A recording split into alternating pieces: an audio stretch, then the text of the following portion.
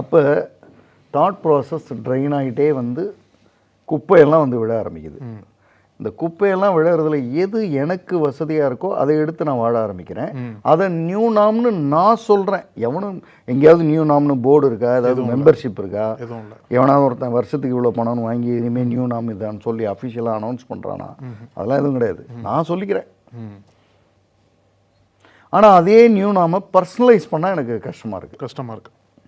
சரி, உன் சிஸ்டர் உங்கள் அம்மான்னு பேசுகிறப்போ உனக்கு கோவம் வந்துச்சு அந்த பையனுக்கு. என்ன சார் இப்படிலாம் சொல்கிறீங்க அப்படி.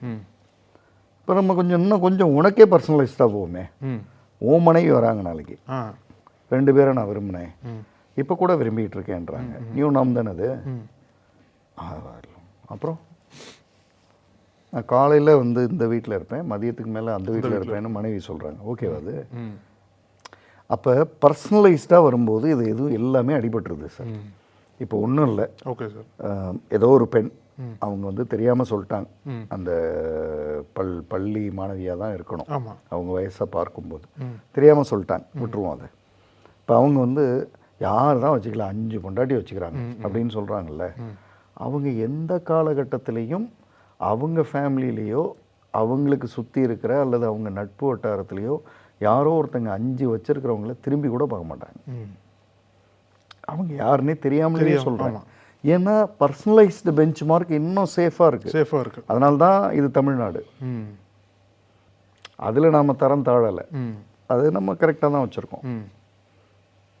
ஜென்ரலைஸ்டு சோஷியல் பெஞ்ச் மார்க் தான் த்ரூ சோஷியல் மீடியா விழுந்த மாதிரி மீண்டும் மீண்டும் காண்பிக்கப்படுது, மிகைப்படுத்தப்படுது.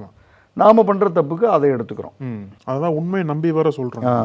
அதுக்கு ப்ரொபகண்டாவாக மாறிடணும். அதாவது அது கரெக்டு தானேன்னு வேற பேசுகிறோம் நம்ம. நான் இப்போ இந்த உறவுகளில் வந்து ஒரு கிளாஸிஃபிகேஷனை பண்ணிடலாம். கணவன் மனைவி உறவு, 2 பேர் வாழறாங்க, சந்தோஷம்.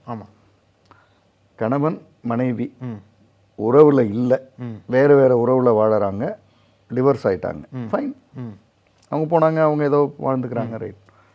கணவன் மனைவி உறவில் இருக்கிறதா சொல்லிக்கிறாங்க, ஆனால் வேறு உறவில் இருக்காங்க, தப்பு.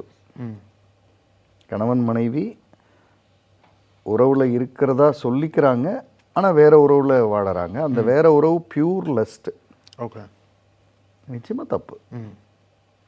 இப்போ இதெல்லாம் பர்சனலைஸ்டாக இப்போ நான் சொல்லாமலேயே எல்லாருக்கும் தெரியும். இது என்ன நான் சொல்ல வேண்டியிருக்கு, எல்லாருக்கும் தெரியும்.